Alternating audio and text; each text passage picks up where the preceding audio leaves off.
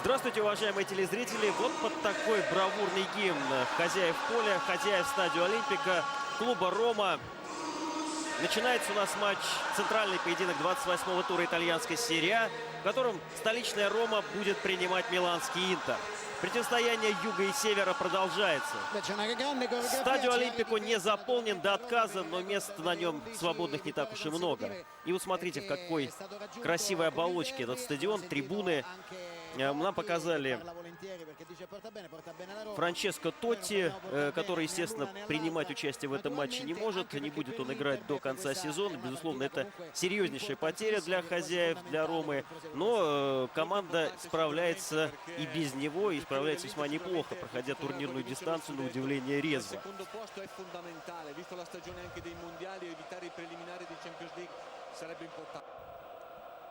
Команда уже готовы приступить к делу, но и, наверное, самое время представить составы играющих сегодня команд.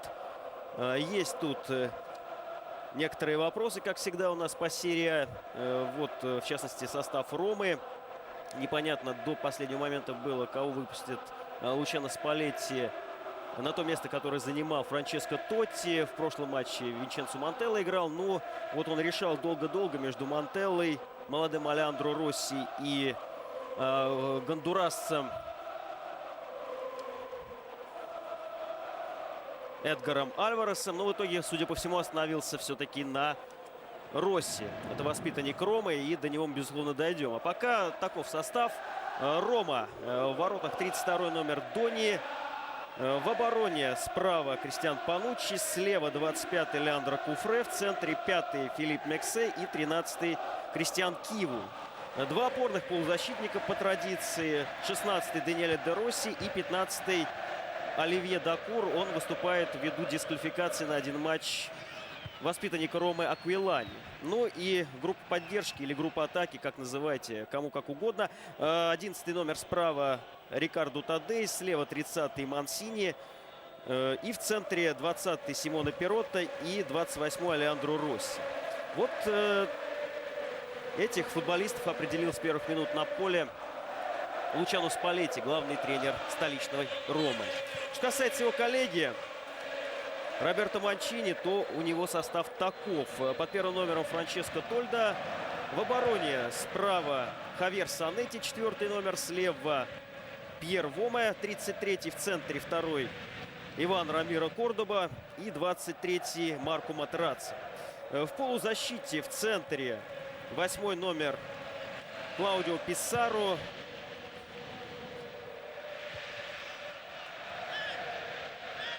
Простите, конечно, не Клаудио Писсаро, Давид Писсаро, чилиец. Прошу прощения. 19-й номер Эстебан Камбьяссо. 18-й номер Киле Гонсалес. И 5-й номер универсал Деян Станкович. Ну и линия атаки — это Хулио Круз, 9-й номер, и 20-й Альваро Рикоба. В атаке Интер. Смотрим, чем завершится атака. Рикоба верховую борьбу выиграть не сумел у Кристиано Пануччи и уже с мячом хозяина. Юбилейный матч проводит Роберто Манчини в качестве главного тренера Интера. 100-й матч. Дебютировал он 11 августа 2004 года. Вот с тех пор выиграл у руля Интера 57 матчей. 32 свел ничью и всего 10 проиграл. Это что касается Роберто Манчини. Есть юбиляры и в составе Интера. Среди игроков, естественно, это Деян Станкович, о котором мы говорили, что он весьма универсален. Вот он 200-й матч проводит сегодняшний с момента появления в Кальчо в 98 году. Ну и 100-й матч за Интер Станкович проводит в серии А вот Хулио Круз проводит 100-й матч вообще за Интер. Так что вот столько у нас людей проводят в той или иной степени юбилейные свои матчи или находятся у руля клуба. Лучано Спалетти на ваших экранах. Он с Манчини 8 раз встречался. И пока баланс не в его пользу. То есть имеется в виду матчи между командами Спалетти и Манчини. 4 раза праздновал победу нынешний тренер Интера. Всего дважды нынешний тренер Ромы. Еще 2 поединка завершились ничью. Ну вот любопытный момент. Все игры, все 8 матчей между этими тренерами неизменно заканчивались хотя бы одним забитым голом. То есть не было еще такого, чтобы Спалетти и Манчини, их команды сыграли друг с другом в ничью 0-0. Первый опасный момент у нас. Альваро Рекобба по традиции. Мы знаем, какой у него удар. Вот он проверил на бдительность вратаря Дони. Но мы видим, что Дони пока в порядке. И, собственно говоря, в порядке он довольно давно. Рома не пропускает уже 3 игры. Последний раз отличился, забив Дони, игрок Кальяри Конти. Ну и вот с тех пор в 3 играх подопечные Лучано Спалетти не пропускали мячей. Сегодня это сделать будет сложнее. Ну, вообще матчи Интер-Рома весьма-весьма результативны. Тут, как говорится, может найти коса на камень. Вот с одной стороны, вроде бы Рома давно не пропускал, а с другой стороны, Интер в матче с Ромой неизменно... Матчи Рома и Интер неизменно приносили большое количество забитых голов. Ну вот, например, в прошлом году матч на стадионе Олимпика между этими клубами закончился в ничью 3-3. До этого 4-1 выиграла Рома. До этого 2-2 был, ну и так далее. В общем, последний раз команды не забивали друг другу в сезоне 2001-2002. Тогда 0-0 был. Ну все, хватит о цифрах. Собственно говоря, их и так уже много я вам дал в начале встречи. И, наверное, самое время сосредоточиться на том, что происходит на поле. А происходят весьма интересные вещи. Интер, понятное дело, обозначил свою активность на стадию Олимпика. Но Рома к этому привычно. Собственно говоря, в последних матчах она играет так, опираясь на контратакующую модель скорее. Ну и пока это все удачно происходит. Вот 11 игр провела Рома удачно подряд в чемпионате Италии. 11 побед, новый рекорд серии А. Ну и, безусловно, сегодня 12-ю победу мечтают одержать римляне. Но сделать это будет ох как сложно. Кордоба разряжает обстановочку, вынося мяч из штрафной. Туда далековато, но, в принципе, наверное, все правильно было сделано. На всякий случай. Дакур. Он вместо Аквилани, я уже говорил. Ну и теперь уже мяч по свой контроль Рома взяла. Посмотрим, надолго ли. И понаблюдаем за Леандро Росси, как он впишется. Конечно, смелый ход Спалетти. Ну что ж, Монтелло, в общем-то, вышел. Как раз когда Тоти получил травму. Ну вот не очень, наверное, он убедил Спалетти в том, что именно он нужен на данный момент на этой позиции, на конкретной позиции, с конкретным заданием нынешней Роме.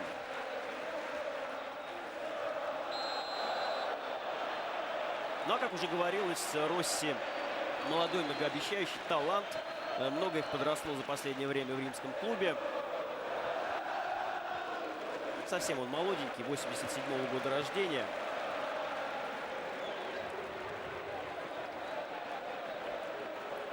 А это Мансини, бразилец.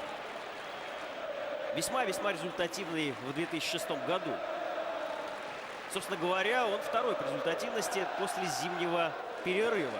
Первый Криштиану Лукарелли, второй Мансини. 7 голов.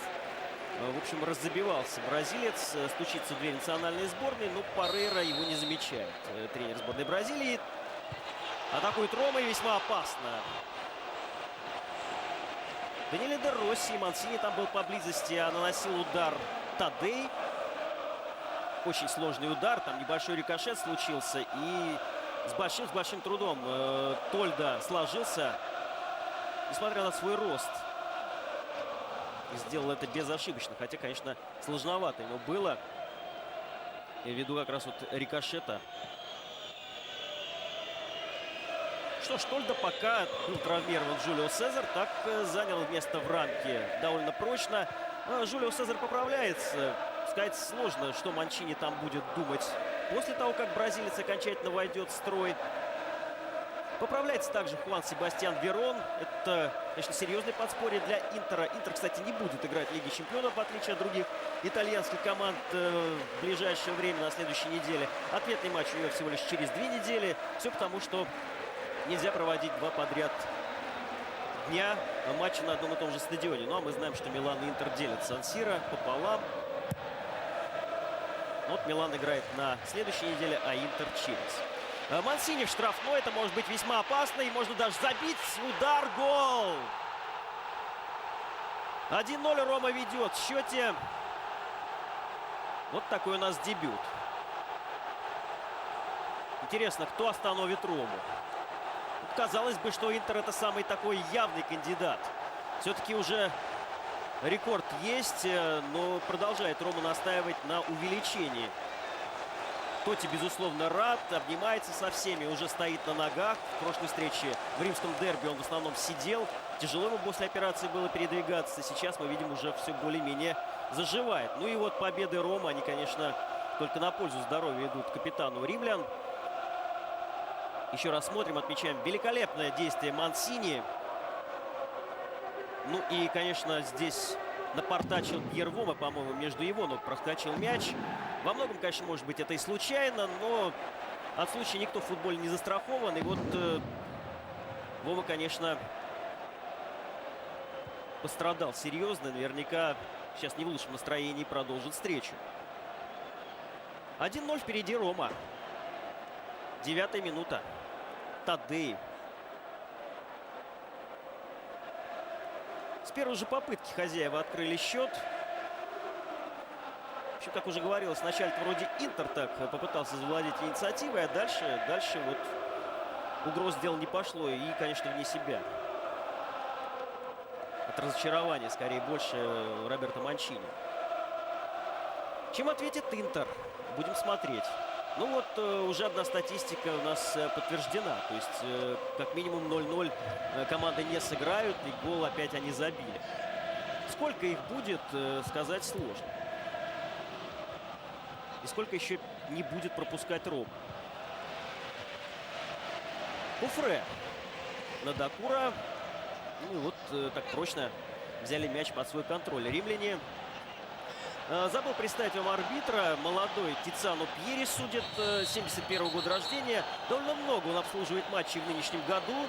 Ну и все, многие, по крайней мере, из них заканчивались в той или иной степени теми или иными разбирательствами. Любит в Италии обсасывать моменты после матча и всю неделю, которая предшествует следующему. Так вот, Тициано Пьери за 12 игр, как минимум в половине случаев, по мнению журналистов, игроков, тренеров, принимал неверные решения. Хотя продолжает его назначать федерация на матчи. Ну, посмотрим. Будем надеяться, что сегодня Пьери не испортит нам спектакль, а игра, безусловно, нас уже с первых минут радует.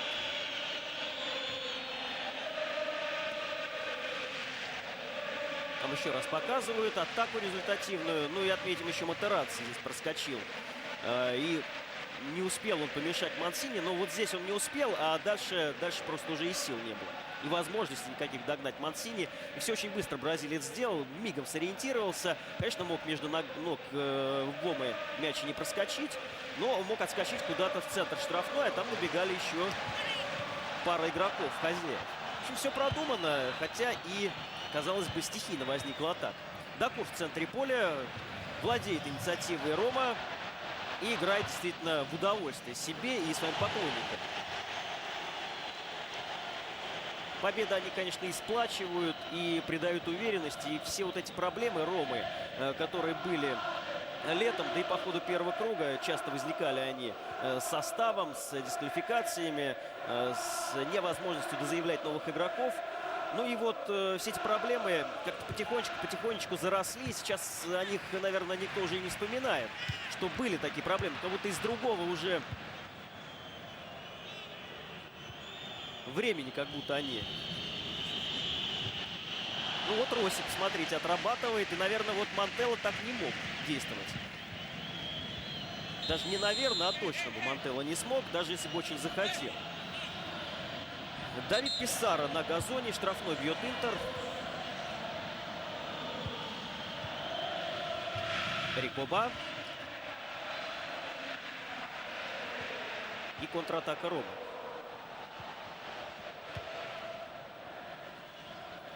В центре полузащиты у Интера Камбьяссу, судя по всему, и Писару, по флангам Килли Гонсалес и Станкович. Вот так вот. Не играет Верон, не играет Фигу. И, конечно, Интеру тяжеловато без них. Не играет Адриано, я забыл сказать, еще один матч. Вот как раз этот ему предстоит отсидеть за прегрешение в матче с Ливорно. И наказание было вынесено на основании видеозаписи. Там он с футболистом тосканского клуба Грандони повздорил, ударил его, ну как ударил, слегка коснулся ладошкой по лицу. И как бы вот на основании этой видеозаписи затем было принято решение о его дисквалификации. Адриано, кстати, автор дубля в матче первого круга этих двух команд. Собственно говоря, с того матча у нас и пошли трансляции в нормальном виде, если кто забыл. 3-2 тогда Рома выиграла, 3-0 вела, играла. Вот, может быть, тогда как раз и проявилась-то вот впервые игра, которую мы видим сейчас. Попробовал так Спалетти сыграть удачно. Затем, правда, были не слишком хорошие матчи. Но вот прообраз нынешней игры, я могу сказать, что обозначился как раз в матче первого круга этих двух команд. Ну и вот что, я закончил об Адриано. Не закончил, вернее. Адриано тогда в том матче сделал дубль и едва не принес Интеру ничего. Вышел он тогда на замену. И, кстати, между прочим, Манчини очень удачно проводит замены. Вообще Интер лидирует по этому показателю. Из 51 мяча 10 было забито игроками, выходившими на поле по ходу матча. И Интер по этому показателю лидер в серии А. Так что, может быть, Роме нужно будет опасаться именно выходящих на замену футболистов. Хотя, конечно, вот, например, как Бафеми Мартинс, которого мы только что увидели, что он рано стал разминаться. Но очевидно, что не очень устраивает Манчини игра в атаке. Но не от нападающих это только зависит, а прежде всего от середины поля. В середине поля пока не видно Килли Гонсалеса. Он как бы вообще не виден, не проявил себя еще в первые 15 минут. А Писару, Станкович и Камбьясо, конечно, не так часто проводят в этом сочетании матчи. Ну и сразу себя друг друга почувствовать не смогли. Камбьясо, Писару, Рикоба. Крус пытается открыться, его там плотно очень держат. И вариантов для передачи он не предоставил.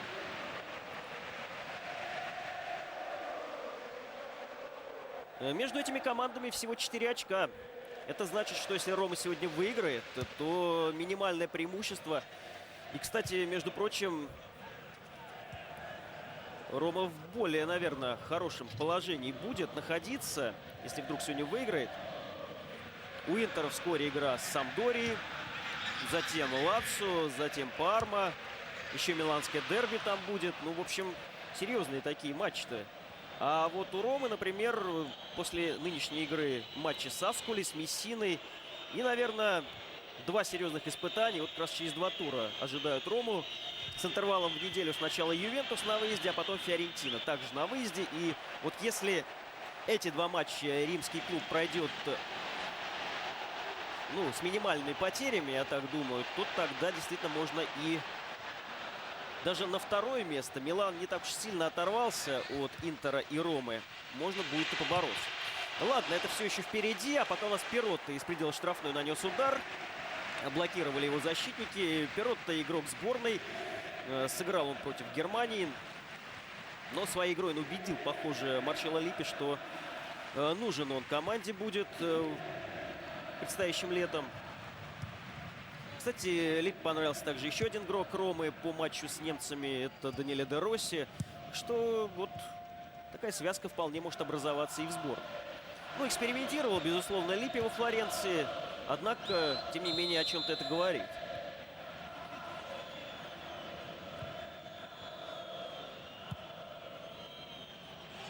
Кстати, один из тех футболистов, нам Круса показали, о нем речь, которые очень удачно на замену уходят. Вот из 10, я говорил, мячей Интера, из 10 игроков, которые выходили на замену и забили мячи, вот 5 на счету аргентинского нападающего. Синишу Михайлович нам показывают тем временем. Ну уж не знаю, если Михайлович еще выйдет совсем не очень понятно будет. Конечно, у Интера проблемы не только в середине поля, в связи с отсутствием Верона и Фигу, еще и в обороне Вальтер Самуэль. Непонятно за что был удален в предыдущей встрече с Удинезе. Беспроблемная игра, однако вот после травмы Тотти судьи как-то так строго взялись за футболистов и карают за малейшие прегрешения. Причем там, кстати, никто не понял, даже представитель Удинезе, за что был удален Вальтер Самуэль. Максимум, на что тянул фол, на желтую карточку. Ну вот так вот поступают теперь судьи.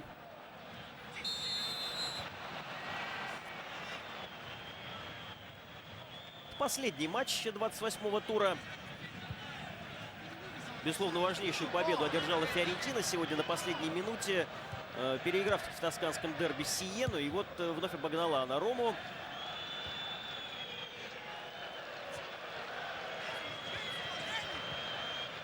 Ну и чем ответит римский клуб. Там серьезный, может быть, серьезный спор за вот второе место. В принципе, разница между третьим и четвертым несущественна. Тут важно попасть в зону Лиги чемпионов. А вот между вторым и третьим, конечно, колоссальная разница. Ты сразу напрямую попадаешь в Лигу. Милан, кстати, вчера долго очень бился с Эмполи. Забил впервые только на 77-й минуте. И, кстати, отметим еще раз, что Инзаги отличился дважды. Очень он хочет попасть в Германию на чемпионат мира. Так что вот Интеру вдвойне, наверное, важен этот матч. Не отстать от Милана и все-таки в какой-то степени оторваться от Ромы и от Фиорентины. Атакует, подает мяч со штрафного Альваро Рикоба. Ну и там борьба. Традиционная итальянская внутри штрафной. Да, безусловно, немножечко здесь Кристиан Кио попридержал Ивана Кордобу, но Тиссано Пьери посчитал, что все это в пределах правил. Из 12 матчей, которые он провел, 3 11-метровых он назначил, и все 3 были в воротах хозяев. Любопытная такая статистика.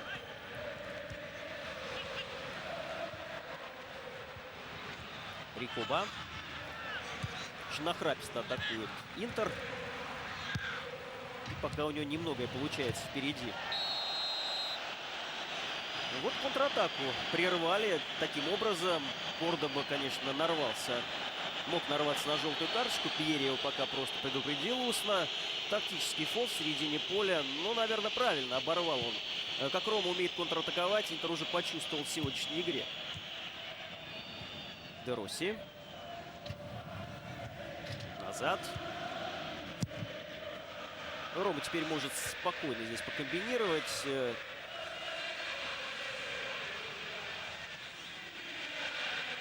А вот Интеру надо, конечно, перестраивать середину поля прежде всего.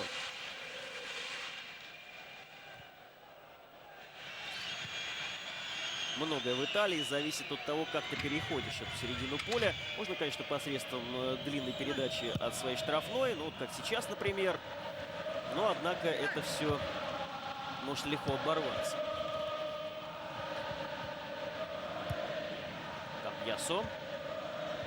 Писаро. Снова работает спиной к чужим воротам.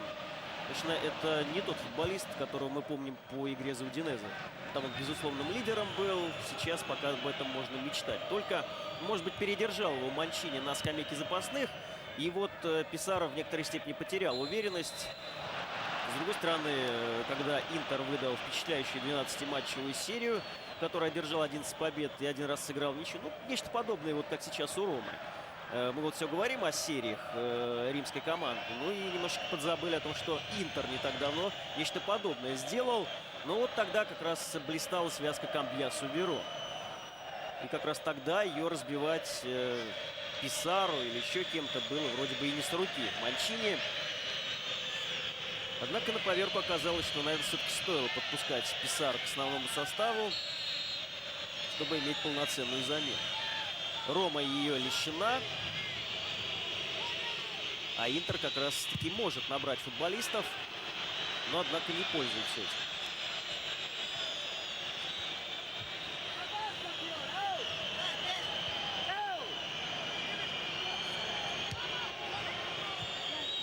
На коротке Вома и Рикоба играют, и крайне неудачно. Пануччи. с капитанской повязкой сегодня.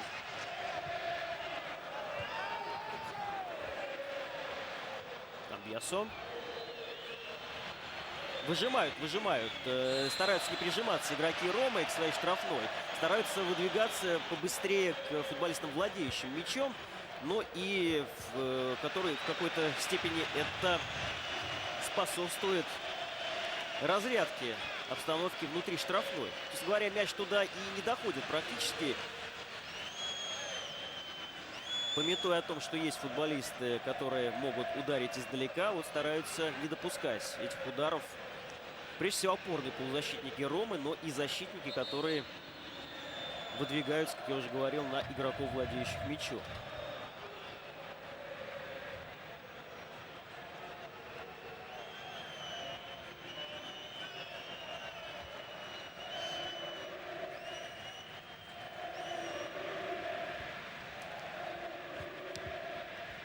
Небольшая у нас пауза в игре.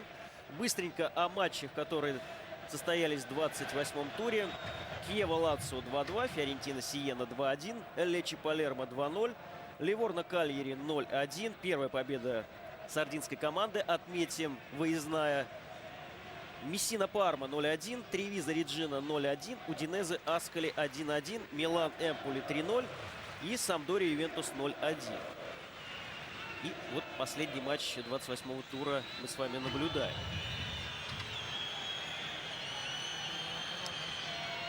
Наверное, продолжит Деян Станкович игру. У нас уже 26-я минута встречи. 1-0 впереди хозяева. Идут они на 12-ю победу в чемпионате. Интер пока ничего не может сделать у чужих ворот. Писарро, как неудачно играет. И вот разворот атаки Ром. Смотрите, как быстро перевод слева направо. И Пануччи, ну, единственное, что тут он упускает. Простим ему это. Разогнался здесь и просто не успел совладать с мячом. Лишнее касание было сделано защитником, и мяч улетел. А так вот, надо сказать, если бы не улетел мяч, вполне могло быть опасно. Пануччи мог и навесить, и прострелить, да и сам войти в штрафную. Перехватывает мяч хозяева. Тренер Лучано Спалетти здесь кричит Даниэле, это, судя по всему, Де Росси, чтобы не увлекался. Не увлекался, имеется в виду, впереди. Ну и вот, попытка, в общем-то, быстро развернуть атаку. Круз не очень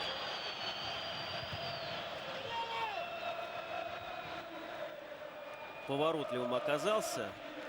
Хотя тяжело ему было, конечно. Сразу двое его встречали. Ну и рукой пришлось сыграть аргентинцу. Не остался это без внимания Тициано Пьери. Штрафной был назначен.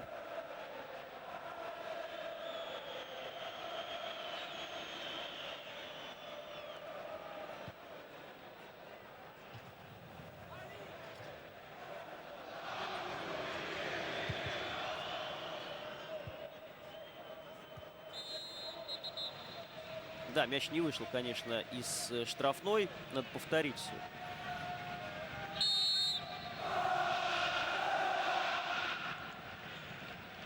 В таких любопытных штанах Дони.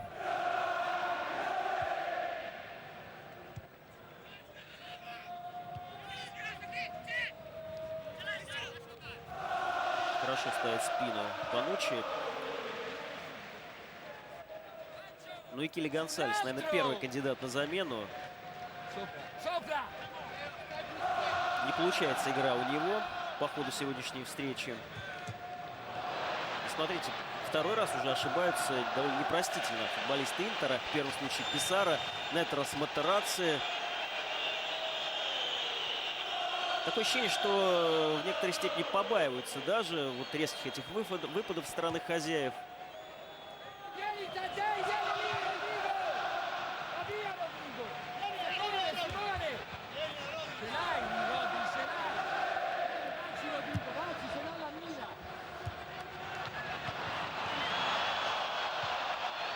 Вот она оборона Ромы. Еще раз ее отметим.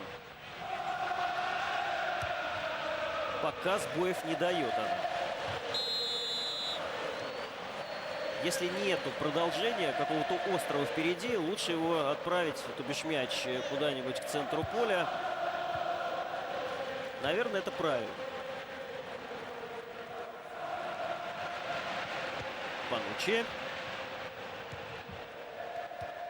Ну, быстрой атаки, конечно, не получится здесь. Однако, по-моему, максимум выжили. А конкретно Пирота.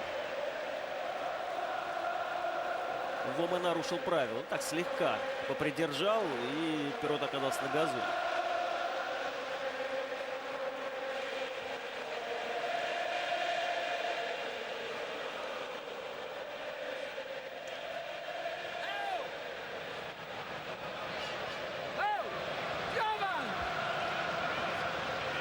Тады, естественно, у мяча.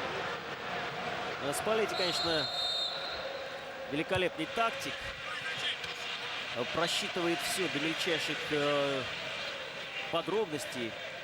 Без единой мелочи он старается обходиться.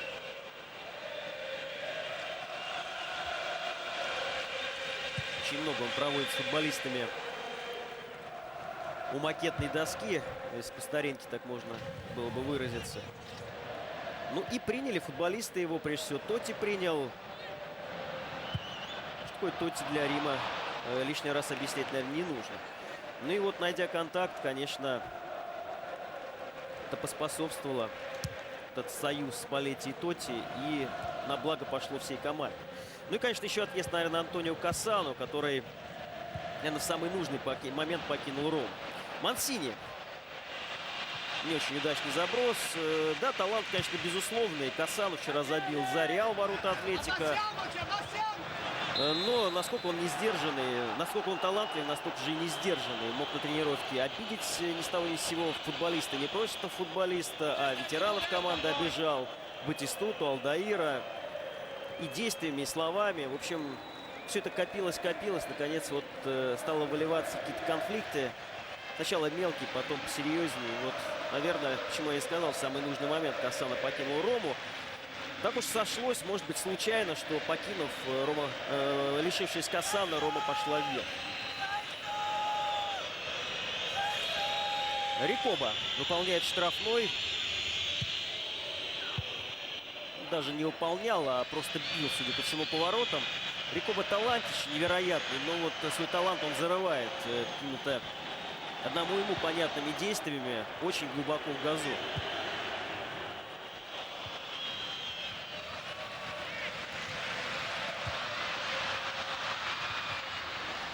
Страховка хорошая. Степанучи. Ну и можно так. Раз соперник особо не напрягает, значит, вполне все это сойдет.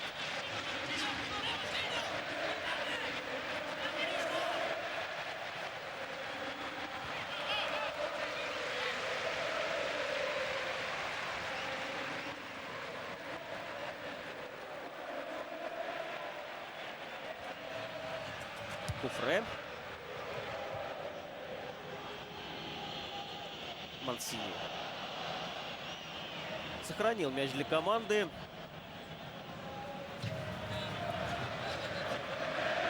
Но Спалетти почувствовал вкус уже к большим победам.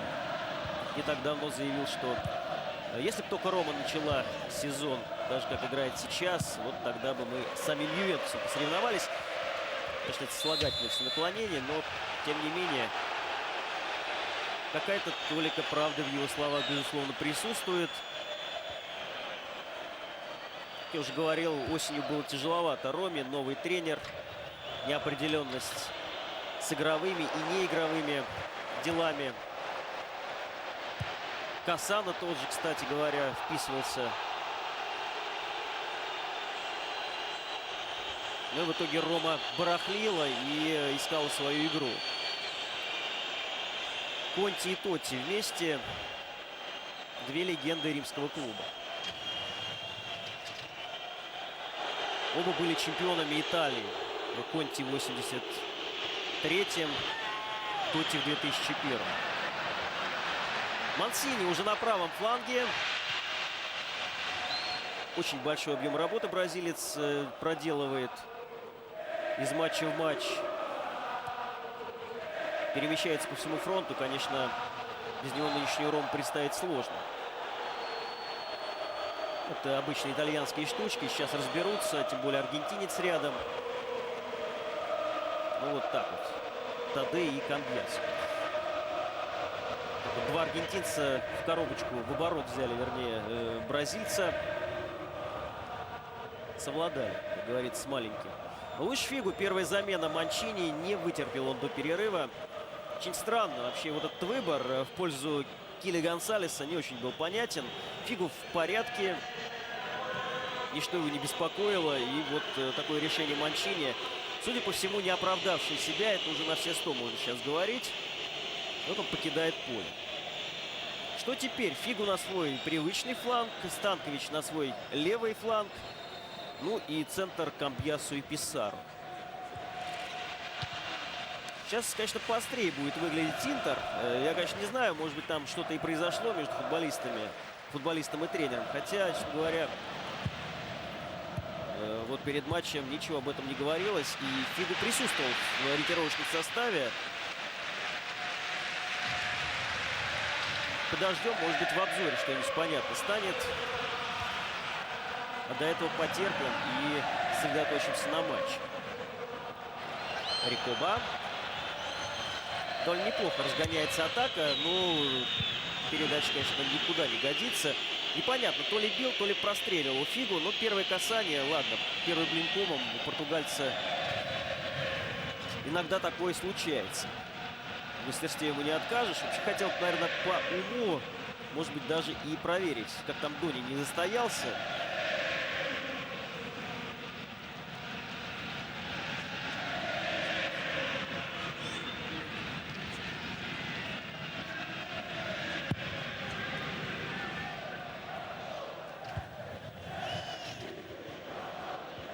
Матарацци ботнул мяч, тот в газон, и мог непредсказуемым образом закончиться эпизод. И опять Матарацци, и с ним Мансини. Конечно, потеря Самуэля еще скажется. Может быть, даже и сегодняшней встречи. Нету и Бурдиса. Посему и Вома играет. Вот такие вот проблемы у Интера. Кстати, и в Лиге Чемпионов с Аяксом они были заметны. Никак пока не удается стабилизировать в последних матчах Манчини состав. Ну да ладно. Фигу с мячом, выходит из штрафной. И второе его решение не очень удачное по ходу матча. Встречает здесь кто? Хавьер Санетти. Нарвется ли на желтую карточку? Да, наверное, Тициано Пьери решил открыть счет желтому цвету в сегодняшней игре. Ну что ж, справедливо Росси он встретил, может быть, и не грубо, но атаку сорвал, а это главное.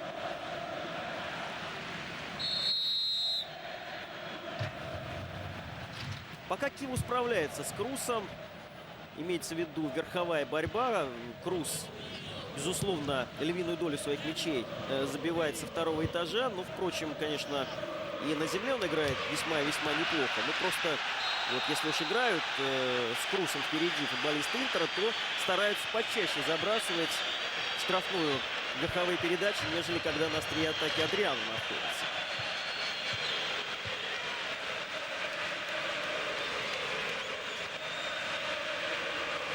Санетти надо бы успокоиться. Одна желтая карточка есть. Я уже говорил, что судьи сейчас как-то взялись серьезно с футболистов. И вполне может так статься, что и авторитет Санетти не поможет. Рома бьет штрафной. Тольдо на месте. Так вот случается. Тольдо закончил со сборной. Объявил об этом в тот момент, когда хотел сосредоточиться на игре за Интер. И вот Роберто Манчини в этом сезоне его оставил неудел. Фактически сделав основную ставку на Жулио Сезара. И в какой-то степени, когда Интер одерживал победу за победой, казалось, что он нашел и правильный ход.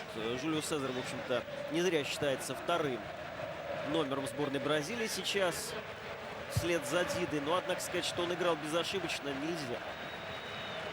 Писаро пытается все-таки найти контакт с Камбьясо, но На обострение мало работает чилиец.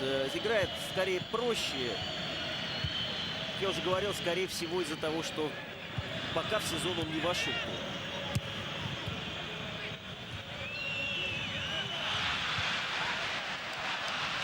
А ведь сезон уже скоро закончится.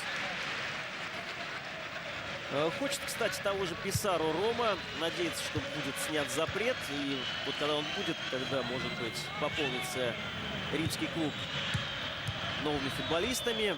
Ну, в частности, говорится об Альмироне. Давайте досмотрим атаку, потом продолжим. Крус. Нарушение правил, судя по всему, нет. Пьери показывает, можно играть. Так вот так копались серьезно около штрафной футболисты Интера, однако внутрь их туда не пускают. И еще раз Крус. И вновь, смотрите, как удачно работают футболисты Ромы в обороне. Причем это даже не защитники, как я уже упоминал, а полузащитники. Вот, как я уже говорил, в Роме можно делить группу обороны и группу атаки. Промежуточное звено — это Дакур сегодня и Де Росси. Причем один скорее на оборону, другой скорее на атаку. Все-таки, когда Аквилани играет, там Рома как-то более атакующе смотрится. И тогда уже Де Росси больше поглядывает на свои ворота. Синиша Михайлович подошел, по-моему. Не знаю, что он там хотел от Тотти и Конти. Ну да ладно. 5 минут у нас до перерыва. 1-0 Рома впереди в матче 28-го тура. Куфре с мячом. Мансини. Ковырялся он с мячом, однако мог, по крайней мере, получить, если бы не своевременный подкат здесь практически на линии штрафной Ивана Кордобы. И атака Интера. Гома. Длиннющий перевод на Фигу. Правильно. Ух ты, Фигу тоже неудачно вошел в игру. Что ж так, не попал Килли Гонсалес, не попал и Фигу. Значит, Фигу не в порядке. Значит, может быть, Манчини, видя то, как Фигу себя чувствует, поэтому и не поставил его в состав. Ну, посмотрим. Ладно, португальец может раскочегариться сейчас с мячом. Можно направо отпасовать, но опять перетянул. На Фигу это не похоже. Мансини. Разворот контратаки Ромы. Справа открывается кто? Де Росси. Да, вот он. Входит в штрафную. Ох, какой пас Перотто. Здорово Рома играет. Здорово. Вот именно в контратакующей игре. По-моему, сегодня сейчас нет равных в Италии. На потрясающем кураже играют футболисты. Чувствуют, что, конечно, они устали играть на 3 фронтах. Рома ведь успешно играет и в Кубке Италии, и в Кубке УЕФА, и вот в чемпионате. Все сейчас гадают в Италии, когда же это все закончится. Ну, в основном соперники. Строят всякие предположения, что вот то подсядет линия полузащиты, то перестанет выручать Дони. Хотя вот сегодня, например, Дони не пришлось выручать пока. Но вот пока Рома идет и идет. И по такому курсу движется, что действительно страшно становится. Ювентус, конечно, его скудетто не угрожает, по-моему, ничто сейчас в Италии. Однако вот Милану, наверное, стоит поглядываться назад и присмотреться. Вот Интер уже дождался своими неудачами. Он сейчас турнирную ситуацию поставил таким образом, что вот в этом матче решается уже 3-е место. Если сегодня Интер проиграет...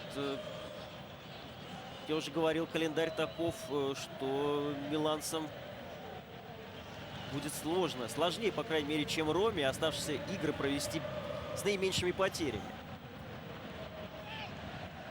Де Росси. Мансини, и Де Росси открывается. Нет, вот тут вот Кордобу они не прошли. Кордобу опытный. Станкович. И вот первый промах обороны Ромы. О, как Крус заковырялся. Тяжело ему было. И Камбьясо. Здорово. Здорово. Не дать не взять.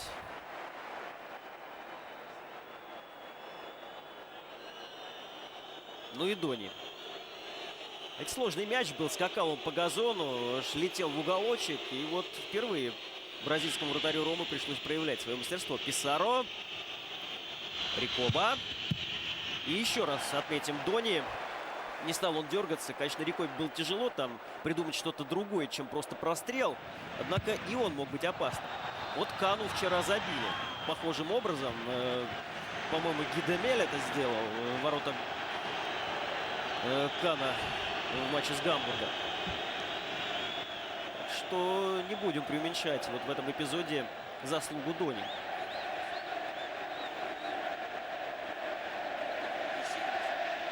Еще раз смотрим. Еще раз отметим игрока Ромы, вратаря. Штрафной бьют хозяева.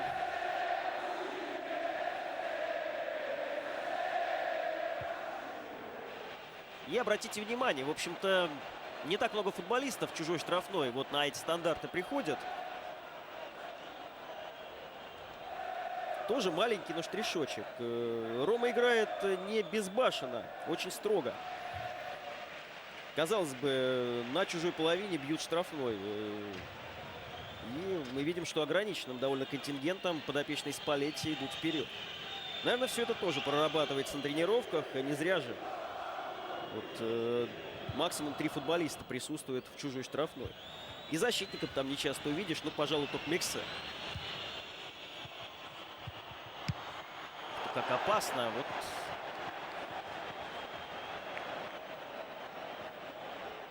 Индивидуальное мастерство футболистов Интера таково, что даже без игры они забить смогут. Писаро. Гоме будет подавать. Пануччи. Неприятный момент, хотя и несложно было защитнику прервать полет мяча.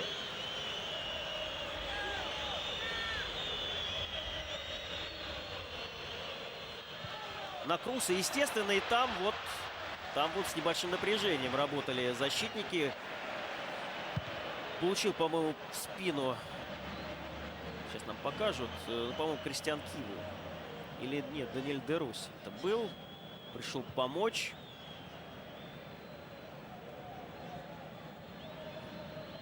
Но вот здесь-то Киву как раз работал. И сбрасывал мяч Дони. Ну что ж, в концовке Интер показал, что забить команда может. Игры толковой, может быть, и не видно сегодня, однако моменты, тем не менее, в концовке возникли, так или иначе. 1-0 впереди хозяева. В начале встречи отличился Тадей. Ну и Де Росси продолжает обсуждать как раз вот эпизод, когда он несколько секунд пролежал на газоне. Тицано Пьери. Ну что ж, пока вроде бы все в порядке. Нареканий его работа не вызывает. И нога Тоти. В специальном ботинке он.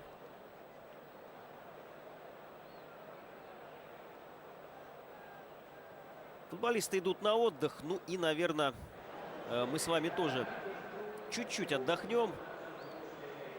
И будем ожидать второго тайма. Перерыв.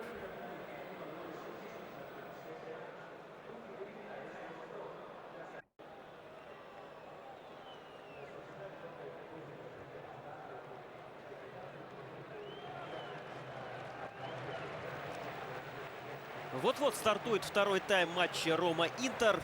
Матча 28-го тура итальянской серии А. Ну и после первых 45 минут игры 1-0 впереди хозяева. Единственный гол на 9-й минуте забил бразилец Тадей. Рома в целом играла лучше в первом тайме. И лишь в концовке футболисты Интера, у которых совершенно не получалось, не клеилась, я бы так сказал, игра в атаке, вот за счет индивидуального мастерства в какой-то степени смогли создать несколько напряженных ситуаций у ворот Дони. А так, в общем, победа 1-0 пока, ну вот после 45 минут игры, видится победа хозяев. Закономерным, скорее, результатом. Тицано Пьери, главный арбитр встречи. Ну и в таких сочетаниях играют футболисты сегодняшней встречи. Подождем, может быть, какие-то замены будут. Пока, правда, нам не анонсировали их. Ну и вот он, свисток. Подзадержался у нас перерыв немножечко. Футболисты, наверное, настолько выложились в первом тайме. ну и, может быть, арбитр, что не торопились появиться на поле Стадио Олимпик.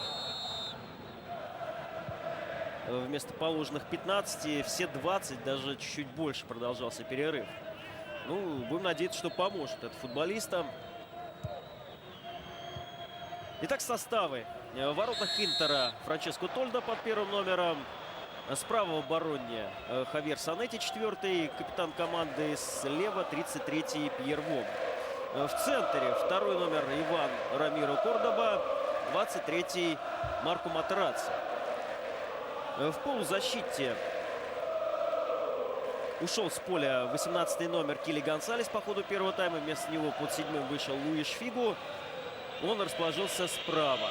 Слева Деян Станкович под 5-м номером. В центре полузащиты 19-й Эстебан Камбьяса, 8-й Давид Писару. Ну и в атаке Альваро Рикоба, который сейчас подавал штрафной под 20-м номером, и 9-й Хулио Круз. Рома в воротах бразилец Дони под 32-м номером. В обороне справа дворой Кристиан Пануччи. Капитан команды слева 25-й номер Леандро Куфре. В центре 5-й Филипп Миксе, 13-й Кристиан Киву. В полузащите в центре опорный 16-й Даниэле де Росси, 15-й Оливье Дакур. И группа атаки 11-й номер Тадеи, 30-й номер Мансини, 20-й Пиротто и 28-й Росси. Молодой, многообещающий талант из недр римского клуба. Ну а вот автор первого и единственного пока забитого гола. Пока юбилей. Роберто Манчини, как я уже говорил, в первом тайме проводит 100-ю игру у руля миланского суперклуба. Вот пока юбилей не очень-то и удается у его команды. Пока Интер проигрывает, но во втором тайме в его начале все больше и больше наседает на ворота Ромы. Пока справляются защитники. Ну вот мы видим два штрафных. Сначала с правого фланга подавался, теперь с левого. Ну, теперь мяч штрафной у Рикоба и удар. Ну вот Рикоба так умеет. Вот не попал, а в принципе все вот правильно было. И рикошет был от де Росси. Ну, так что понятно, почему не попал. Угловой будут подавать гости. Фигу. Очень опасно. Как я уже говорил, Рома не пропускает 4-ю игру подряд. А вот, кстати, между прочим, забивает, вот с учетом сегодняшней, уже 21-й матч к ряду. То есть 21 раз Рома не уходил из поля без забитых голов. Рикоба теперь с противоположного фланга подает угловой. Вынос мяча, ну, недалеко. Вома. И Матерацци. Ну так вот, последний раз в октябре Рома не забивала. В матче с Эмполи проиграла 0-1. Ну а поконкретнее, чтобы было совсем понятно, о чем идет речь. С 16 октября 2005 года в серии А Рома последний раз, вот именно в тот день, не забила мячи.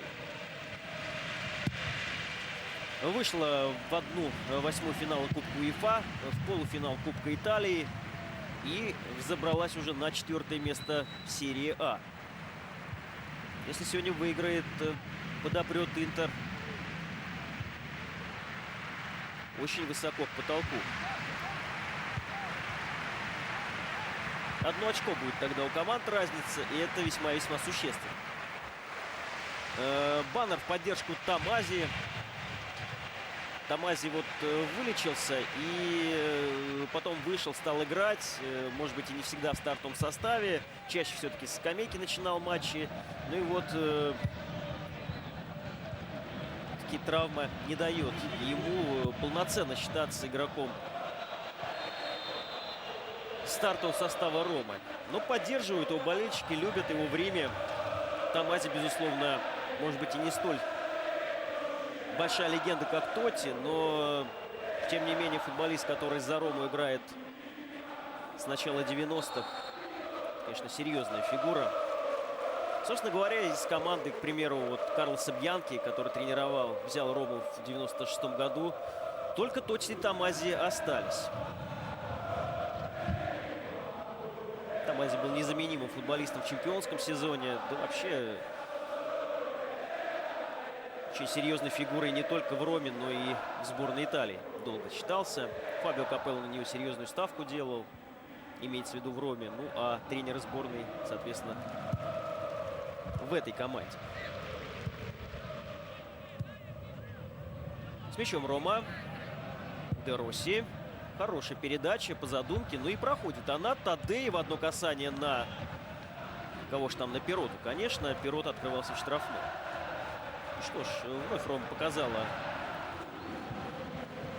то, как она любит атаковать. Любит атаковать быстро, без лишних касаний, без лишних движений. Все отработано. Об этом уже можно говорить. Независимо от того, как Рома закончит сезон, на каком месте. Но я думаю, конечно, ниже 5-го она не опустится. Ну, в общем, можно признать работу Спалетти сверхудачной в этом году. С проблемами Ромы, с проблемами у самого Спалетти поначалу. Вот казалось, что удел Ромы — это середина турнирной таблицы. Однако на деле вот видите, как получается.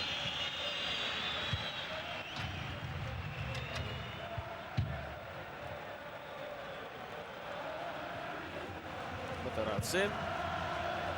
Ввиду дисквалификации Самуэля получил бывший игрок сборной Италии. Ну и футболист, который, безусловно, хочет, по крайней мере, еще не отказался от попытки убедить Липпи включить его в состав на чемпионат мира. Вот Батараци имеет шанс показаться. Но, правда, в первом тайме показался с негативной стороны. Тренеру Липпи, мы знаем, смотрит все без исключения игры. Ну, а уж такую центральную игру, как Рома Интер, пропустить тренер сборной, безусловно, не имеет права. Санетти, против него Росси. Очень хорошо играет, прессингуя капитана Интера. И контратака Ромы. Дакур. Это мяч. Чуть-чуть, если бы поточнее Дакур сделал передачу на Мансини, вполне мог бразилец забить свой 8-й гол в чемпионате. Я уже говорил, развил невероятную снайперскую скорость вот после рождественских праздников. Рикоба продолжает бить с любой позиции, при любой возможности. И, конечно, заметным образом он обедняет атаку Интера. Невольно, конечно, он хочет как лучше, но вот получается, как всегда. Матераци вынес мяч из штрафной своевременно. Камбьясу. Большой разрыв, смотрите, здесь и опорники, в общем-то, не очень выдвинулись здесь на мяч. Может быть, и правильно. Рикоба. Фигу. Игра на коротке. С преимуществом Интера второй тайм протекает. Воме больше мяч держится у команды. Но вот опять же, до реальных моментов, ну вот, может быть, до этого эпизода не доходил. Ну, Дэн Станкович поставить Рикобе может наносить удар, но в отличие от уругвайца он все-таки гораздо лучше чувствует себя в созидательной игре. Может быть, я бы сказал, не столь он эгоистичен, как Рикоба. Я уже говорил, талант безусловный уругваец, но вот где-то ему не хватает в какой-то степени чувства меры.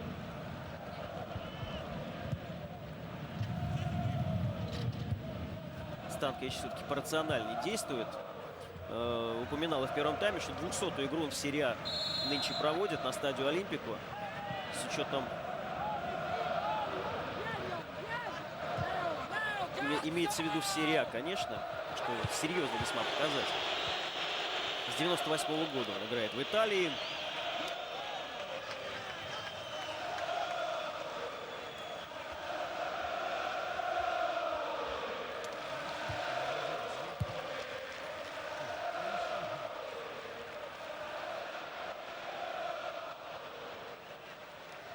И, кстати, дебютировал 13 сентября 1998 года в игре с Пьяченци.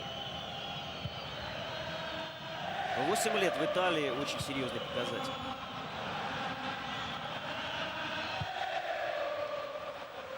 Пока без особого напряжения работают хозяева в обороне.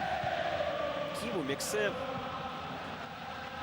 Ну, в основном на них ложится нагрузка. Они центральные.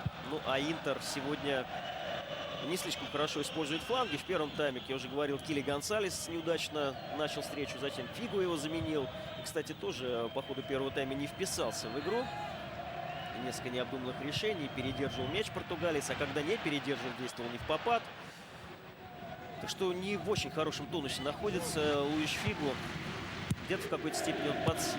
Ну, нельзя провести весь сезон на выдающемся уровне в Италии. Это, наверное, не под силу. Ну, так бы сказал, под силу немного.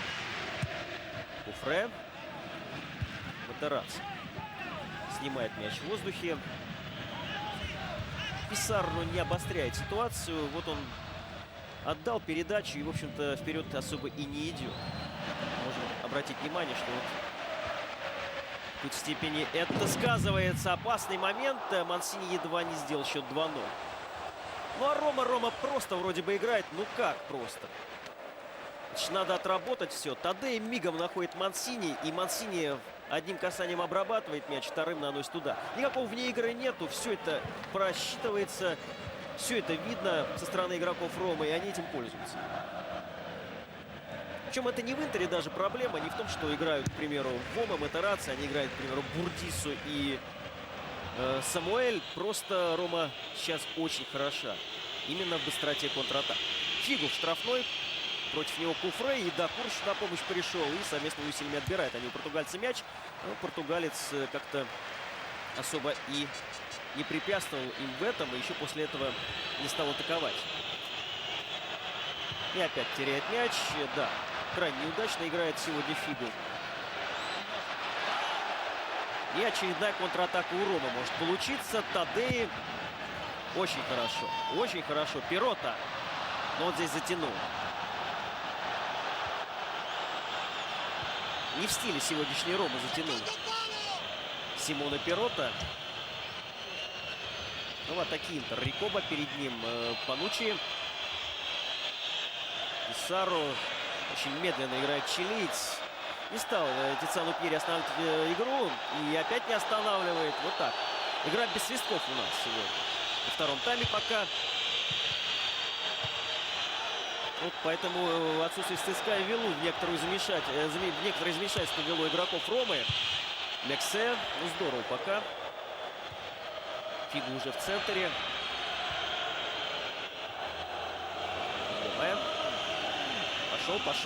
Пошел. Далеко ли его? Хватит. И надолго. Ну, вот так вот. Все-таки ударом завершилась атака. Вариантов продолжения, кстати, было... Да их вообще не было, этих вариантов. Крус был прикрыт, Рикоба в другом месте находился. Ну и поэтому у Вома ничего не оставалось, как ударить поворот.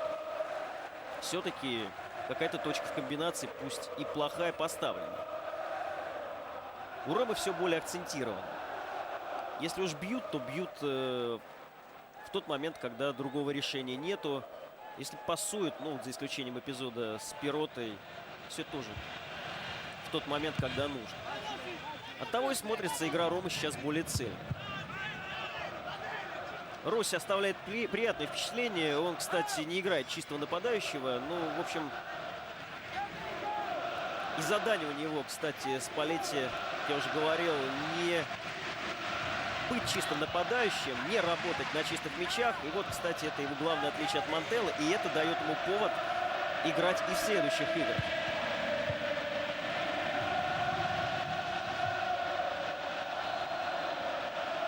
Нарушение правил Пьери фиксирует. Пироту свалили.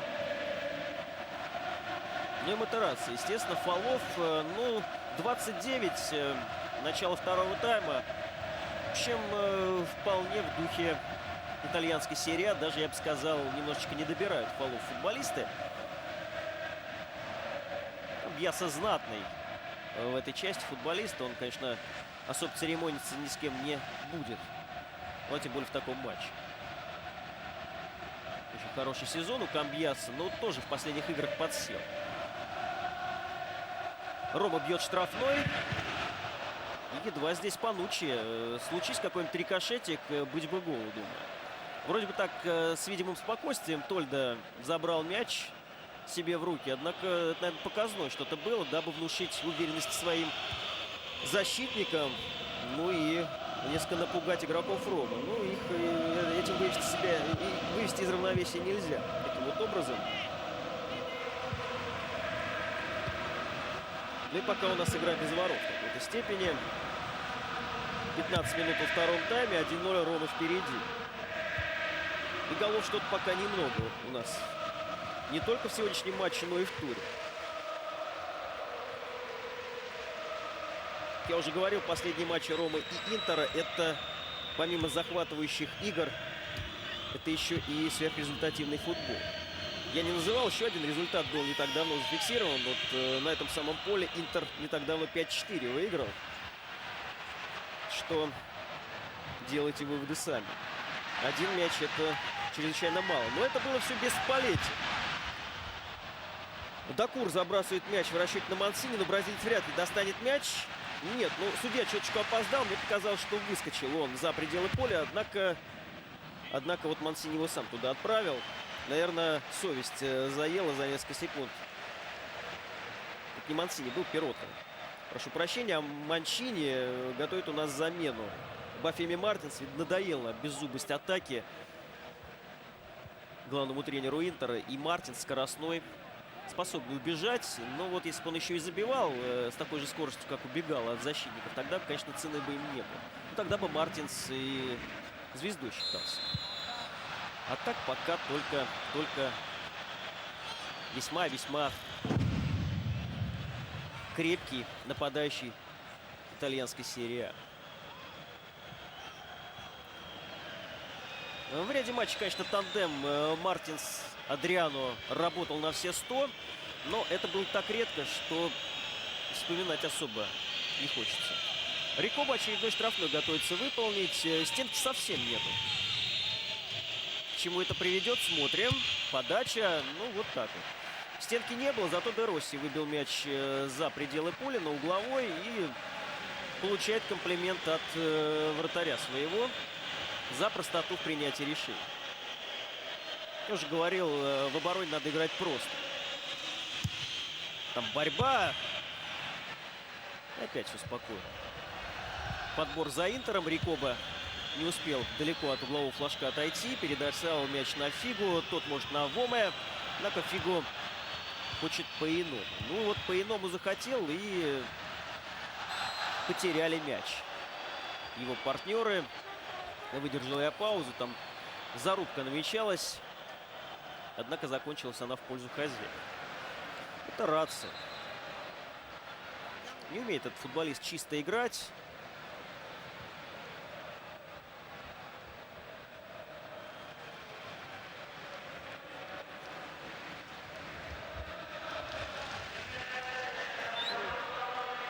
Круса меняет Манчини. Вместо него Мартинс. Ну что, Рикоба и Мартинс. Легкая артиллерия. Невысокие, мобильные, быстрые. Если еще Рикоба тормозить в отдельных эпизодах не будет, может быть, эта связка себя и проявит.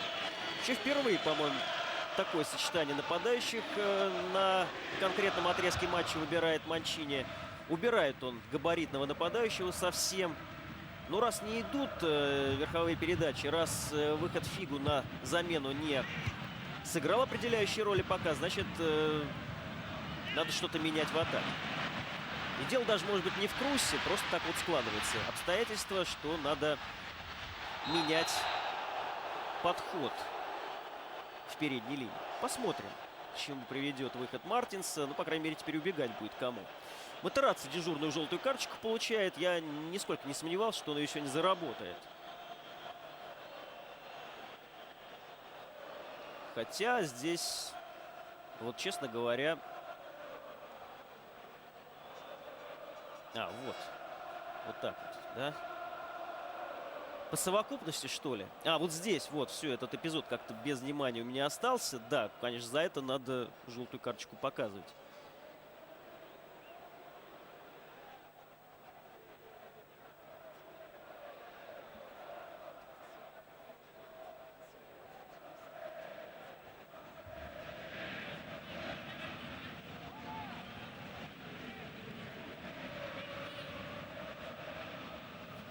вторая в сегодняшнем матче. Пока только Санетти получал, но вот теперь Матерацци. Удар, рикошет и угловой.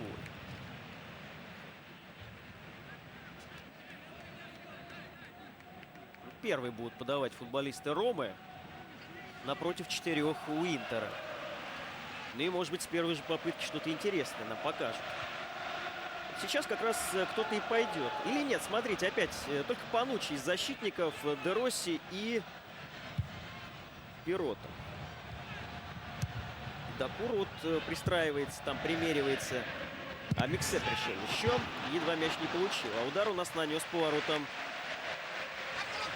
Франческо Тольдо Даниэле Де Росси.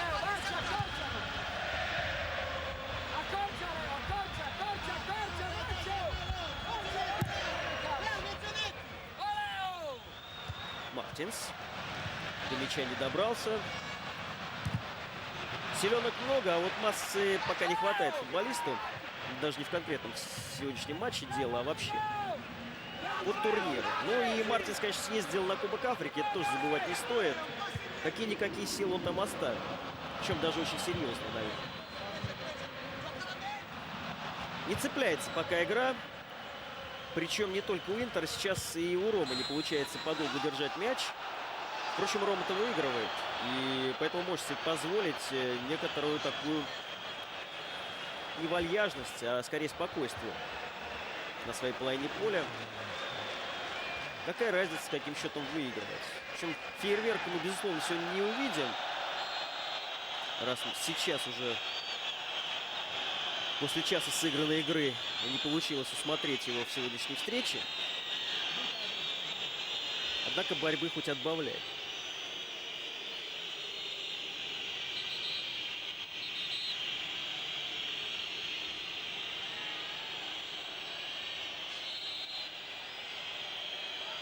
И опять Рикоба, и опять, наверное, туда же, куда и всегда. Ну, действительно. С каким-то упорством, достойно лучшего применения, уругваец бомбардирует чужую штрафную вот такими навесами. И опять побежал угловой подавать, и можно даже поспорить, что подаст туда же, куда обычно. По ходу сегодняшней встречи. Так, посмотрим, давайте. Ну да, на этот раз получилось ворота закрутить и в некоторой степени напрячь. И совершить маленький футбольный подвиг Даниэля Де Росси, выбивший его мяч из ворот с ленточки практически. Но здесь вот Рикоба как раз одно из немногих удачных действий по ходу сегодняшней встречи совершил. Вот смотрим. Закручивает он очень хорошо мячи, если получается.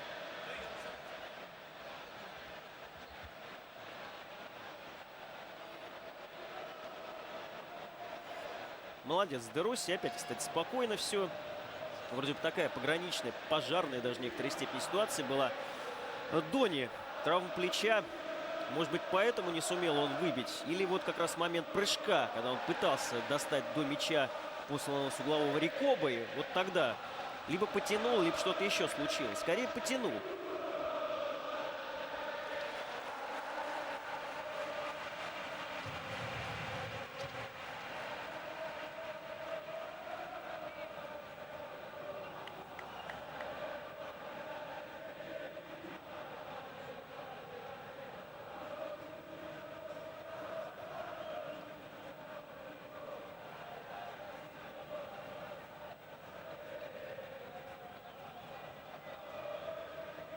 Вот такой нарезкой нас немножечко побаловали итальянские коллеги, пока Дони оказывали помощь.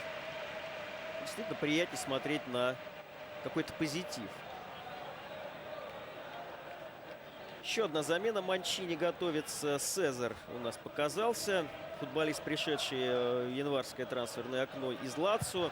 Футболист, безусловно, очень хорошо знакомый Манчини. С ним он работал в римском клубе. И, безусловно, именно Манчини настоял на приобретении Сезара.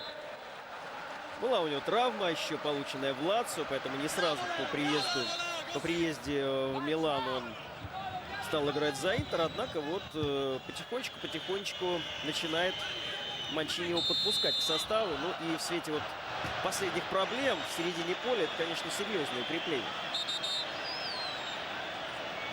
что-то как-то не очень хорошо. Рикоба здесь замахнулся на молодого Росси. И, кстати, безусловно, вот этот момент тоже может не остаться без внимания людей, которые принимают и выносят потом свои решения по дисквалификации. Как-то модно это стало.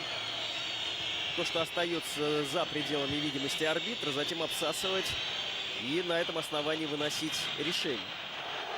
Может быть, и не очень правильно.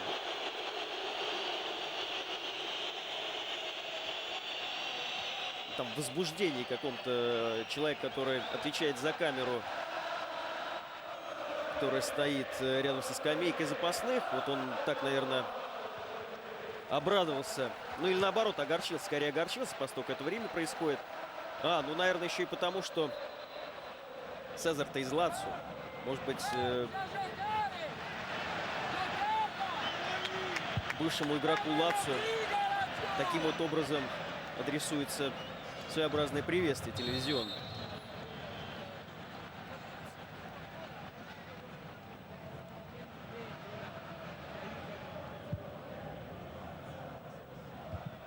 Манчини понимает, что сейчас встреча входит в такую решающую фазу. Если кардинальным образом не поменять игру, плохо может закончиться для Интера. Дони вот все-таки это, наверное, последствия той травмы. Хотя он вынес сейчас мяч двумя руками, показав, прежде всего, наверное, футболистам Интера, чтобы много не думали о том, что у него какая-то там болячка, что он в порядке. Санетти по флангу, Дакур его останавливает по всем правилам, поставил корпус, здорово сработал француз. Ну и мяч для своей команды отвоевал. А вот сейчас нарушение правил. Камбьяс неласково обошелся. По традиции неласково. Кому надо-то быстрее мяч водить? Не Перотти уж точно. Все это детский сад какой-то. Ну, наверное, если бы ввели, еще понять было можно. А вот так-то. Нам показывает эпизод. И еще эпизод. Там нарушения правил не было, а здесь очевиднейшее.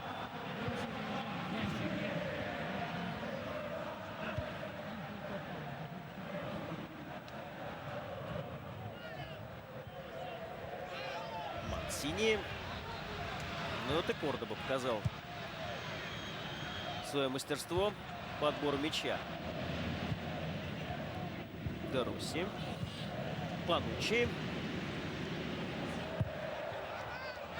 Длиннющая передача. Какая вертикаль. Матарац уже из последних сил выбрасывал мяч из штрафной. Куда глаза глядят. Подальше. И очередная потеря Фигу. Я уже сбился со счету. Наблюдая за тем, как Фигу из раза в раз теряет мяч. В простых ситуациях. Ну и кого меняет? Ну, сначала замену у Ромы. Вместо наевшегося Алеандро Росси Усейн Хари выходит.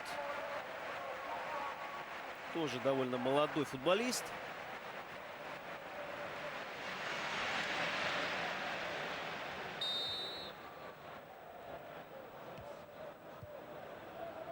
Ну, а Де Росси надо похвалить, конечно, за сегодняшнюю игру. Играл не ярко, но очень-очень полезно. Конечно, ошибки были, но...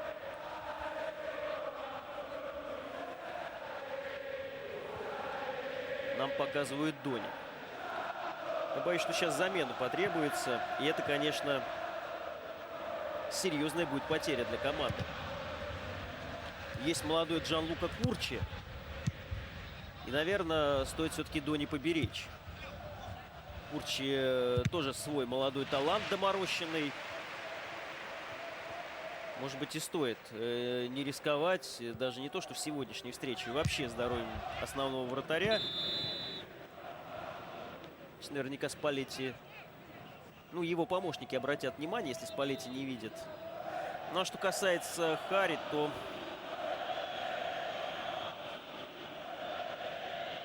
Сыграл за Марокко 3 встречи на Кубке Африки.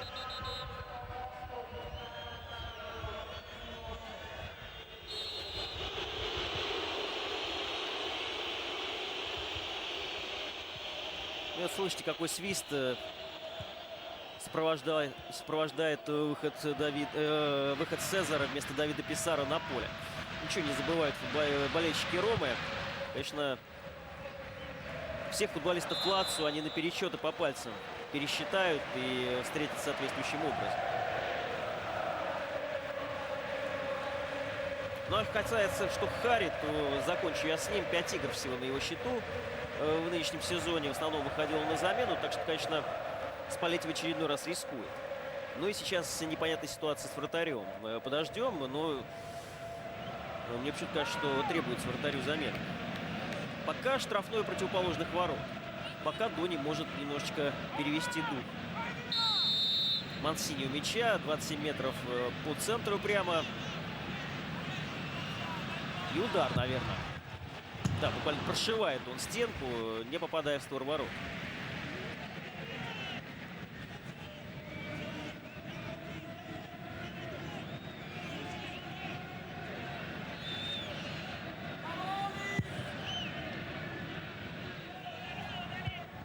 Де Росси. Здорово. На Дакура. Не чувствуется потеря Аквилани. Дакур довольно органично смотрится в середине поля. Особо он не претендует на лавры разыгрывающего, но там без него есть кому это делать.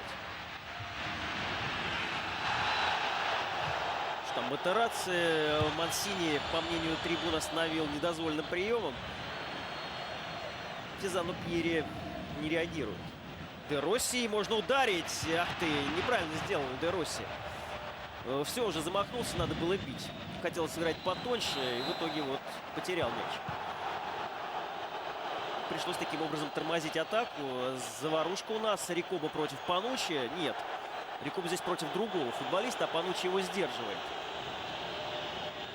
Против Оливье Дакура.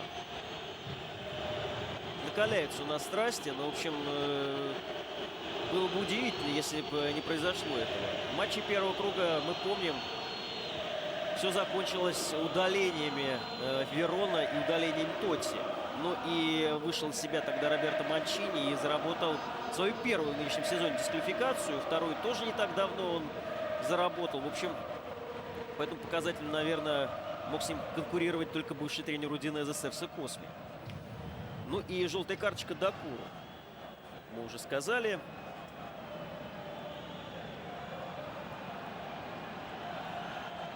Очень грубо остановил Мартинса. Мог и травму нанести. И, безусловно, Рикоба имел, может быть, не в такой форме, право высказывать французу все, что он о нем думает. Очень горячий уругваец. И, кстати, неоднократно он страдал по ходу своей итальянской карьеры,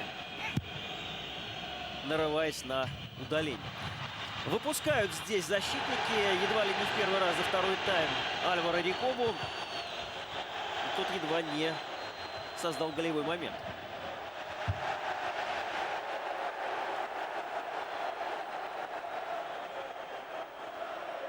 Рикоба маневрирует, ему передачи, однако не доходит мяч до Рикобы. Мансини может быть очень быстро, и действительно так и есть. Де Росси. А это Дакур заковырялся немножечко. Санти.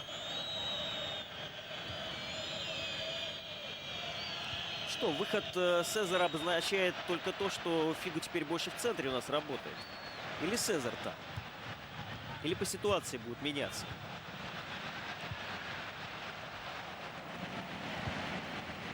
Пануччи. Пока приходится Интеру обороняться. Эпизодически, но Рома такая команда, которая в любую секунду может забить. Она, в общем-то, особо и не стремится атаковать. Ей больше контратаковать нравится. Мансини. Пануччи потерял мяч на правом фланге.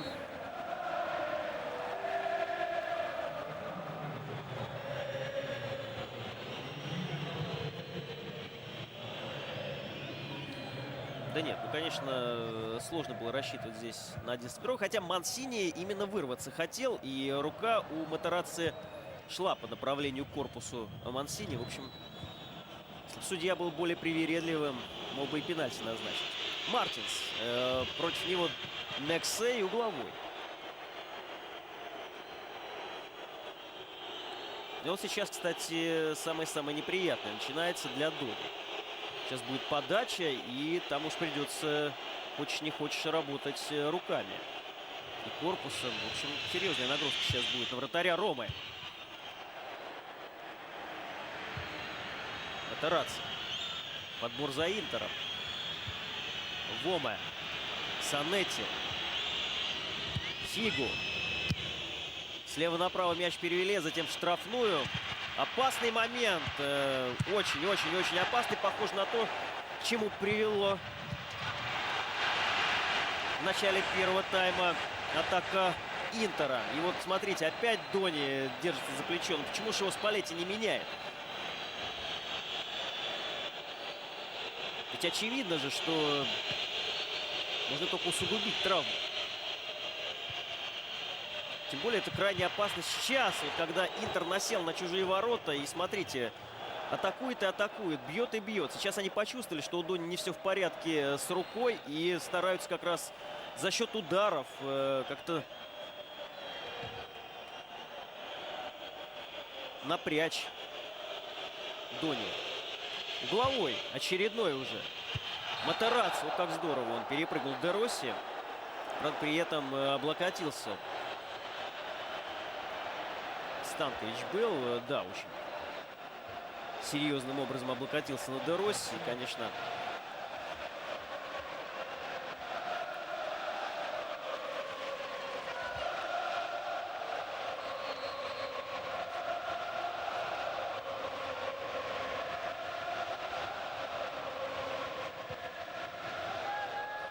будем считать, что у Курчи какие-то проблемы. Ну, мне почему-то кажется, что иначе бы Спалетти заменил уже давным-давно своего вратаря.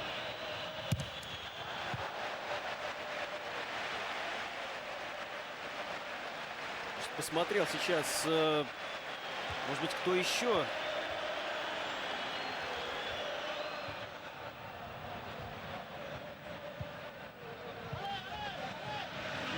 Нет, Курчи все-таки в запасе. Пока как-то в боевых Спалетти бросать не собирается. Ладно, это дела тренерские. У нас с мячом Рома, Дакур, Де Росси. Если второй забьют, все будет нормально. Для Ромы. Но его еще надо забить.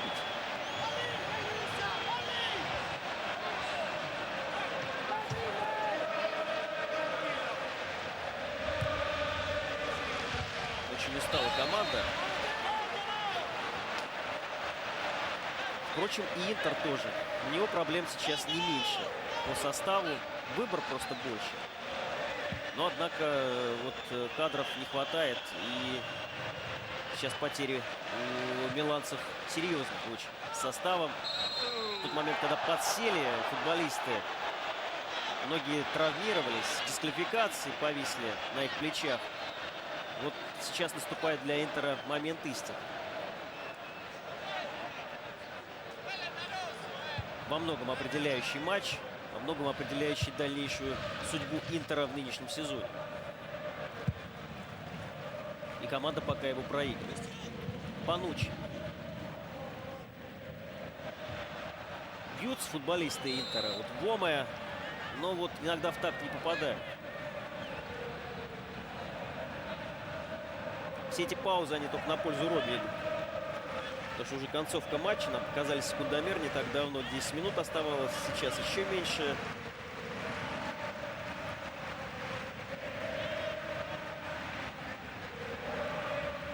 А Рома так просто отдавать своего не будет.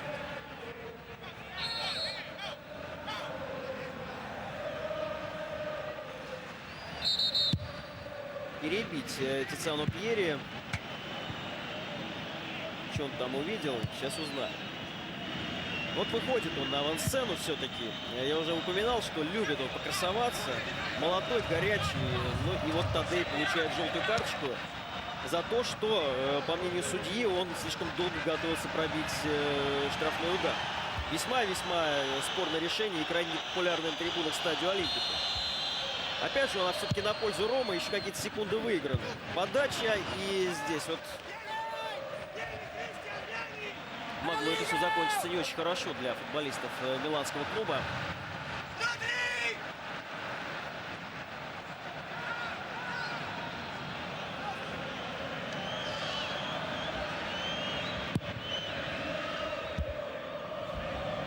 Де Росси выигрывает воздух. И опять Де Росси. Ну, съел просто сегодня всех в середине поля на пару с Дакуром. И сколько еще снял своей штрафной площадки верховых мячей. Безусловно, один из лучших футболистов, если не лучший в составе Ромы в сегодняшней встрече. Видно, так его окрылила игра за сборную.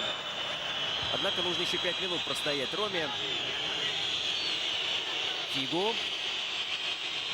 Сразу двое перед ним. И опять не в попад играет португалец. Санетти уже пробежал, он тогда после этого им только отпасовал. Фигу. Партнеры просто, по-моему, не замечают того, что Фигу не в порядке. Стараются все равно через него играть. Опережает Хария.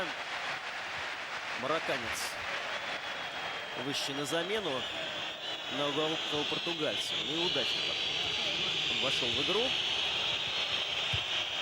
Харри еще глубже, нежели Росси отошел. Рома сейчас исключительно на своей половине поля работает и о чужой штрафной не помышляет даже. Не то, что о чужой штрафной, даже на чужую половину поля редко переходит. Пресс Интера может быть не столь изобретательный, но все-таки пресс потихонечку вдавливает римлян к своей штрафной. Так они из нее бежали по ходу первого тайма, когда были силы, когда Интер не слишком настаивал. Но вот теперь все-таки в концовке поддавили гости. Вот насколько этот пресс все-таки давит Рому, пока пытаются его римляне из последних сил отодвинуть как можно дальше. Ну и за счет контроля мяча все-таки можно довести встречу до победы. Лучшая оборона — это атака, и чем больше ты держишь мяч, тем, конечно, лучше для тебя. Очень обучена Рома стала, что диву даешься. Две разные команды, конечно, вот по сравнению с началом сезона и сейчас. Здорово, здорово, и выходит Перотта. Догнал его здесь Кордоба. А если бы не догнал, Перотта, наверное, бы разобрался. Перотта сам почувствовал, что догоняют его, и поэтому стал изобретать еще что-то там. Уже внутри штрафной. Понял, что не дадут ни сблизиться с вратарем, ни нанести удар. Вот так вот. Санетти. Матерацци и Навоме. И камерунец идет вперед. Фигу. Из центра, вот передача, вот она передача Фигу. Ради такой передачи, может быть, и стоит держать его на поле до конца, даже когда он ошибается. Угловой, и опять неприятности для Дони. Как-то он неуверенно себя чувствует. Ну, конечно, с травмой играть неприятно, а тут такие люди против тебя. Мартинс прям вдавливает его в ворота. Подача. Тадей здорово играет. Вынес мяч штрафной. И вновь не опустился дальше, а стал держать своего игрока. К нему выдвинулся навстречу. И очередной угловой зарабатывают интеристы. Разыгрывают на этот раз. 10-й уже угловой и гол. Все-таки количество в качество перешло в той или иной степени. И, похоже, Рома не одержит свою 12-ю победу. Ну, теперь это сложно будет сделать. Второй гол в сезоне Матерацци. Росси держится за лицо. Ну, все он сделал для того, чтобы не пропустила команда. И, наверное, Спалетти, ну, в какой-то степени допускает ошибку. Я еще раз говорю, это все касается вратаря Дони. Давайте разбирать эпизод. Сейчас нам его покажут. Впервые разыграли, они подали. Ну, здесь, конечно, Дони винить не стоит. Он тут ни при чем. Пануччи просто не удержал Матерацци. Очень сложно было с ним здесь совладать. Ну и вот так. Вот оно, колоссальное напряжение, с которым в последние минут 15 играли футболисты римского клуба у своих ворот, привело к ответному голу. 90-я минута, 1-1. Ну что ж, бывает.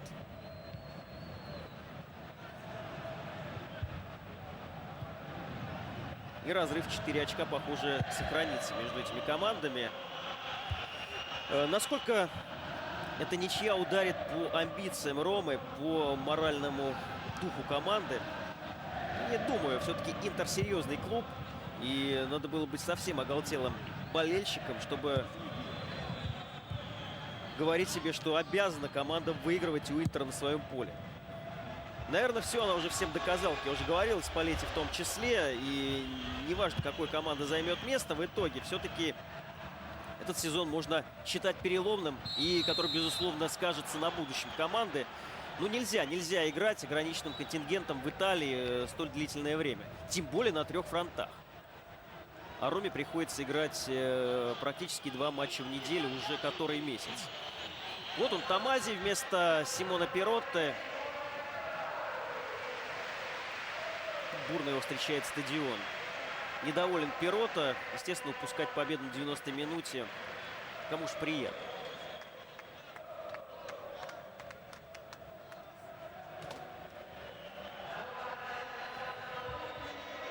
И Эдгар Альварес. Молодой, ну как молодой, 25-летний гондурасец. Вместо Тадеи выходит. Это уже, наверное, не очень понятно.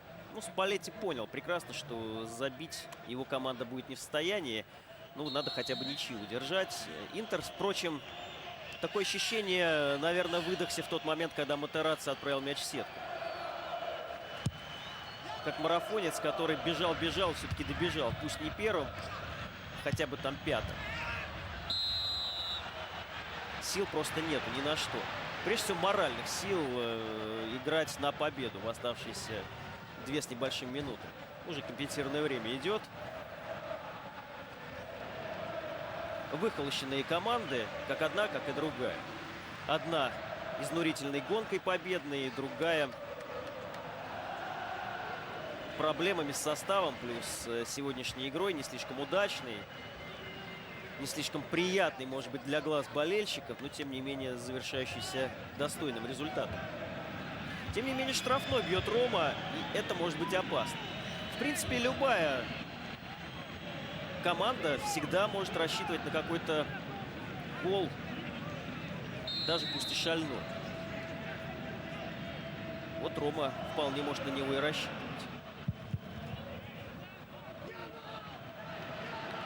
Угловой всего лишь 2-й будут подавать хозяева. Это против 10 у миланцев. Колоссальное по этому компоненту преимущество гостей. Но что оно будет стоить, когда будет важна крепость руки или ноги, или головы? Рома могла это сейчас нам продемонстрировать. Если бы кто-то замкнул передачу с фланга. И еще одна передача. Ну вот, находят силы. И, между прочим, вполне могут нарваться на контратаку со стороны гостей. Разрыв приличный, однако передача неудачная. Из глубины поля, из ее середины. Леандро Куфре тут остался и правильно сделал. Ему там впереди точно уж делать нечего.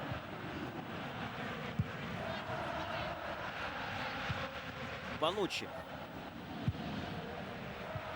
Заброс на Мансини из последних сил бразилец. Вот, по-моему, у кого их хватает на все матчи.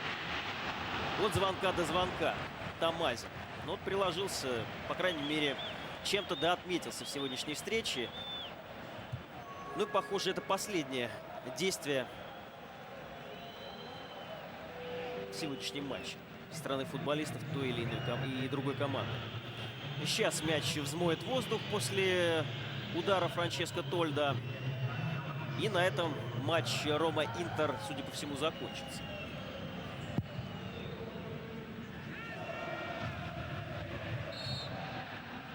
Да, свистит Тициано Пьери. Все. 1-1. В первом тайме отличился на 9-й минуте Тадей. И в самой концовке на 90-й минуте Матерацци счет сравнял. Закончилась впечатляющая победная серия Ромы. Закончилась, но любым сериям приходит всегда конец. Роберто Манчини не проиграл свой юбилейный 100-й матч. И, наверное, в какой-то степени этому доволен. Но Интер не выиграл. И разрыв между ним и Миланом только лишь увеличился. Зато остался прежним размером в 4 очка от Ромы. И, наверное, это тоже в какой-то степени радует Роберто Манчини. В общем, все остались при своих. Никто особо не расстроен и никто особо в то же время не рад. 1-1 в матче 28-го тура итальянской серии А, за которым вам помогал смотреть Дмитрий Савин. Смотрите Кальчио на НТВ Плюс и в дальнейшем на канале НТВ Плюс Футбол. Всего доброго.